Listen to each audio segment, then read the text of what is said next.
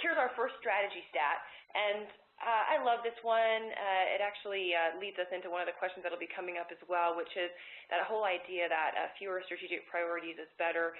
I know for me, this is something that we work on a lot, is that balancing act between honing in on the key items that we want to articulate and focus on in an organization and not being too watered down with what they are and too generalized. So we'll talk a little bit about that more in detail, but great stat here from Booz Allen and Company related to those organizations that have very succinct, focused strategic priorities are likely to have better performance, both measured in profitability and revenue growth. So great stat there. Really, really like that.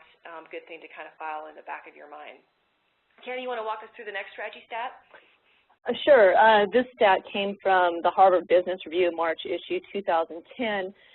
Authored by a few different people that work in Harvard Business School, and they did some research about the differences between prevention-focused companies and promotion-focused companies, and how those companies emerge differently out of recessionary times. So it was just interesting what they found with the progressive companies.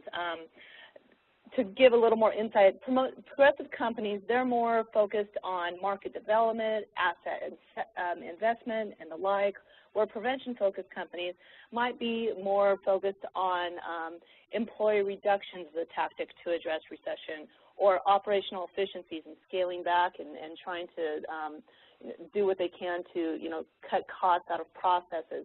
And it was interesting. Those that are more market development focused, asset investment focused, when they finally do emerge out of a recession, they're 4 percentage points more, higher in sales, 3 percentage points in earnings higher in EBITDA, and just in general, they do about 2 times as well as companies in general.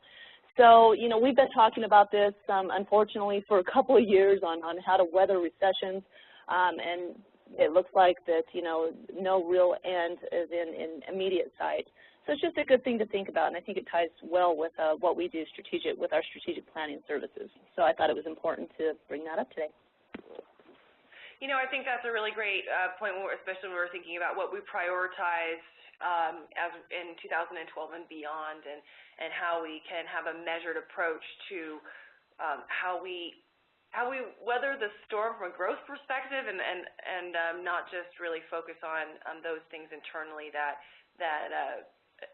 are primarily solely focused on profitability. So not that that's not important, but anyhow, I thought that's a great stat to have in the back of our minds. So as well. And, we share these statistics just because sometimes we need that third-party expert from far away when we're trying to make our case in organizations and in meetings. And so if these help you, we hope they can forward your cause as well.